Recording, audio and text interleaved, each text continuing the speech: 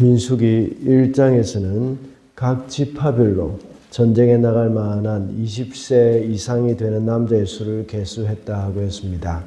그리고 2장에서는 각 지파별로 진 배치와 행진 순서를 기록하고 있습니다. 그리고 3장과 4장에서는 이스라엘 백성들 중에서 하나님을 섬겨야 하는 레위 사람들의 일을 정해주고 있습니다. 어제는 레위인이 이스라엘의 모든 장자를 대신해서 하나님께 드렸다는 것을 말씀하고 있습니다.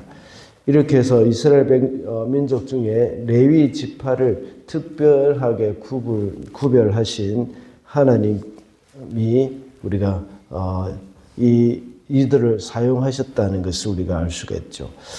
이 모든 것들은 곧 그들의 인생을 레위인을 통해서 하나님께 맡긴 것이라고 할 수 있습니다. 그러므로 하나님의 백성은 그 하나님께 우리의 인생을 맡겨야 한다는 것을 말씀해 주고 있는 겁니다. 하나님께 인생을 맡기는 것이 복이기 때문이라고 했고, 또 예수께서 우리의 대속제물이 되셨고, 또 우리의 인생은 하나님의 은혜로 얻은 것이기 때문에, 우리의 생명은 하나님의 은혜로 얻은 것이기 때문에 우리가 우리 인생을 하나님께 맡겨야 한다고 했습니다. 오늘 본문에서는 레위 지파 중에서 성막 봉사 그리고 전체적인 제사 업무를 참가할 수 있는 그런 사람들을 이야기하고 있습니다. 그리고 그들에게 좀 더 구체적인 성막 봉사 업무를 알려주고 있는데, 이것은 우리가 이미 묵상했던 민수기 3장 14절부터 39절의 그 말씀을 조금 더 구체적으로 자세하게 기록한 것임을 우리가 알 수가 있습니다. 그래서 이것은 행진할 때 그들이 해야 할 일들이 무엇인지 그것을 레위 지파의 세 가문들을 이야기하면서 말씀을 해주고 있습니다. 이 말씀을 통해서 우리는 어떤 사람이 하나님께 쓰임을 받을 수 있는지에 대해서 알 수가 있습니다. 그래서 오늘은 하나님께 쓰임을 받는 자라는 제목으로 말씀을 살펴보고자 합니다. 먼저 영육간에 성숙한 자가 쓰임을 받습니다. 3절 말씀입니다. 30살에서 50살까지 군대에 입대할 수 있는 이들로서 해마기를 맡을 수 있는 사람의 수를 조사하여라. 이 3절 말씀은 고핫 자손을 이야기한 것인데, 고핫뿐만 아니라 게르손과 무라리 자손에게도 동일하게 해당되는 기준입니다. 그들은 다른 지파들은 20세 이상, 20살 이상을 계수해가지고 군대에 나갈 만한 사람을 찾았습니다. 그러나 오늘 본문에서는 레위 지파 사람들이 일을 할 수 있는 사람들은 30살 이상, 50살 이하 이 사람들에게 일을 맡기고 있는 것을 볼 수가 있습니다. 20살 정도 되면 그때부터 인생의 최전성, 몸으로 따지면 이제 육체로 보면 아주 인생의 최전성기라고 볼 수 있죠. 힘도 제일 잘 쓸 수 있는 그런 나이입니다. 그렇지만 20살 되었다고 해가지고 무조건 다 사용한 것이 아니라 이 사람들은 제외시켰습니다. 30살부터 일을 하게 했던 것입니다. 이 일은 영육간에 주님의 일을 함에 있어서 영육간에 성숙한 자가 쓰임을 받을 수 있다는 것이죠. 그래서 하나님의 일을 할 때도 무조건 능력이 있다고 해서, 힘이 있다고 해서 그것을 다 할 수 있는 것이 아닙니다. 이 사람들은 하나님 앞에서 성숙한 몸과 또 성숙한 마음, 영적인 성숙함이 있어야 하나님 앞에 쓰임을 받을 수가 있는 것입니다. 우리가 일꾼들을 뽑을 때도 마찬가지입니다. 교회에서 일꾼을 선출할 때도 이제 적정한 나이들이 있습니다. 그 나이가 되었다고 해서 또 무조건 뽑는 것은 아닙니다. 그 사람들을 이제 후보로 세워서 선출을 하는 것이죠. 투표를 해서 선출을 하는 겁니다. 그래서 나이가 다 되었다고 해서 무조건 선출이 되는 것이 아니라 투표를 통해서 그 사람이 선택이 되는 겁니다. 그만큼 많은 사람들에게 이 사람의 성숙함이 검증이 되어져야 한다는 것입니다. 우리도 역시 한 사람 한 사람이 항상 하나님 앞에 설 때에 우리 스스로를 늘 성숙한 사람으로 세워갈 수 있도록 노력을 해야 합니다. 예수님의 성품을 닮아가고 또 영적인 삶에 있어서도 역시 성숙한 그런 삶이 일어나야 그것이 바로 주님으로부터 쓰임받기에 적당한 사람이 될 수가 있다는 것을 우리는 기억을 해야겠습니다. 다음으로 하나님께 택함을 받은 자가 쓰임을 받습니다. 29절 말씀입니다. 너는 므라리 자손도 가문별, 가족별로 등록시켜야 한다.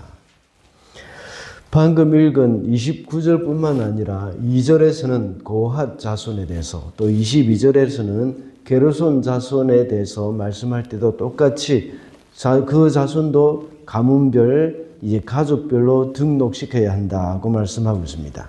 고핫 자손들이 하나님 앞에 쓰임을 받을 때는 그들이 성막 기구를 이제 옮기는 일에 쓰임 받았고, 게르손 자손들은 성막 덮개를 이제 옮기는 데 쓰임을 받았습니다. 그리고 므라리 자손들은 기둥과 널빤지를 관리하고 운반을 하는 데 쓰임을 받았습니다.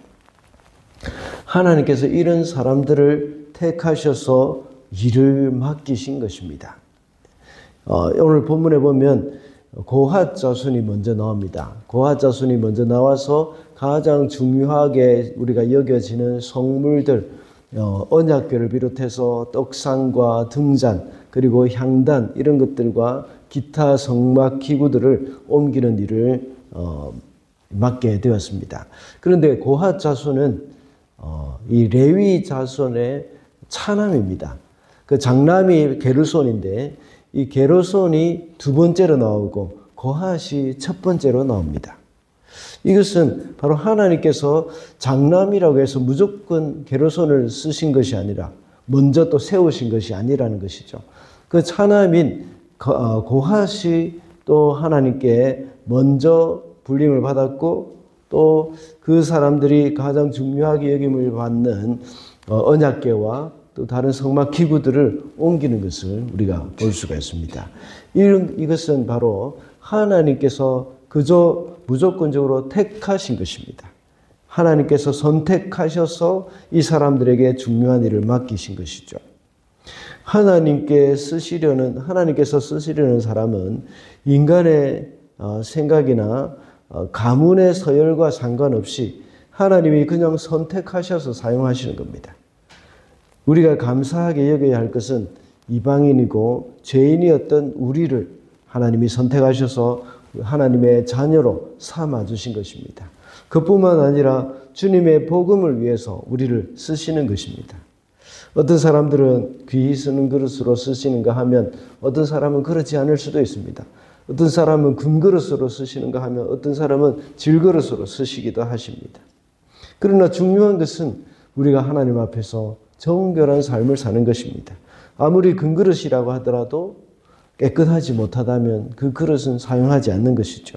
그러나 아무리 질그릇이라고 하더라도 그 그릇이 깨끗하게 준비되어 있다면 하나님께서는 사용하시는 겁니다. 하나님께서 쓰셔서 이 하나님의 선택에 있지만 그러나 우리가 해야 할 것은 우리는 스스로를 정결하게 하는 것입니다. 우리를 쓰시기 위해서 우리를 선택하신 그 하나님께 늘 감사하면서 살아야 하겠습니다. 마지막으로 권위에 순종하는 자가 쓰임을 받습니다.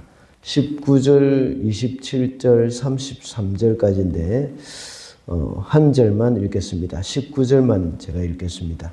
가장 거룩한 물건에 가까이 갈 때에 그들이 죽지 않고 살게 하려면 아론과 그의 아들들이 함께 들어가서 그들 각자에게 할 일과 그들이 옮길 짐을 하나하나 정해줘야만 한다. 오늘 본문에 있어서 성막을 관리하는 일에 대해서 말씀하고 있는데 이 아론의 자손인 제사장들이 하는 일이 있고 레위 자손인 또 이제 고핫과 또 게르손과 므라리가 해야 할 일이 있습니다. 그것은 아론과 그의 아들들은 성소와 그의 모든 물건들을 다 정리를 해가지고 걷어서 성막 기구들을 다 쌓아야 합니다. 싸고 나서 그리고 이제 고핫과 게르손과 또 무라리 자손들에게 다 지정해 줘야 하는 겁니다. 이 부속품을 누가 어떻게 메어야 한다, 어디에 메어야 한다, 무엇을 메어야 한다 이런 것들을 전부 다 지정을 해 줍니다. 무라리 자손들은 늘반지와 기둥을 담당했는데 이 모든 것을 아론의 자손이 정해 줬다고 기록하고 있습니다. 그래서 19절과 27절에서는 아론과 그의 아들들이 일러주어라 하고 말씀하고 있고, 또 33절에는 아론의 아들 이다말의 감독을 받아야 한다고 기록을 해놓았습니다. 이런 모든 일들은 하나님이 주신 권위를 이제 인정해 줘야 한다는 것이죠. 그 권위에 순복을 해야 하는 일입니다. 아론은 사실 레위의 후손이지 않습니까? 레위의 지파인데 또 레위의 직계 후손이 바로 무라리, 고핫, 또 게르손 이런 사람들인데, 오히려 서열로 보면 이 서열들이 더 윗대이지 않습니까? 아론은 한참 밑에이고, 그리고 아론의 후손으로부터 이제 제사장이 됐다면, 사실은 순복하기가 기분이 안 좋을 수도 있습니다. 그러나 하나님께서 정해두신 그 권위에 아론의 후손에게 제사장의 권위를 부여해주게 되었고, 아론이 지시하는 모든 일들 거기에 다 순복을 하고 있는 것을 여기서 우리가 볼 수가 있습니다. 때로는 우리의 생각과 맞지 않거나 이해가 되지 않는다고 하더라도 하나님께서 세우신 직분자로서 그 권위에 순종하는 그러한 일을 행할 때에 하나님께서는 우리를 사용하신다는 겁니다. 하나님께 쓰임을 받는 자는 항상 위의 권위를 인정하고 그 권위에 우리가 순복을 하는 그 삶을 살아야 합니다. 예수님께서는 심지어 빌라도와 같은 그런 존재에게도 역시 그 권위를 하나님이 주셨다 하고 말씀을 하시고, 또 빌라도가 내리는 그 사형 선고에 그 예수님은 순복을 하신 것입니다. 이 모든 것이 하나님께 있음을 우리는 믿음으로 그것을 받아들여야 하고 주어진 권위에 순종하는 삶을 살아가야 하겠습니다. 그럴 때에 하나님께서 우리를 쓰실 것입니다. 말씀을 맺겠습니다. 하나님께 쓰임받는 자라는 제목으로 오늘은 말씀을 살펴봤습니다. 영육간에 성숙한 자가 하나님께 쓰임을 받는다고 했습니다. 그리고 하나님께 택함 받는 자가 쓰임을 받고 또 권위에 순종하는 자가 쓰임을 받는다고 했습니다. 오늘도 하나님께 쓰임 받는 저와 여러분이 되시기를 바랍니다.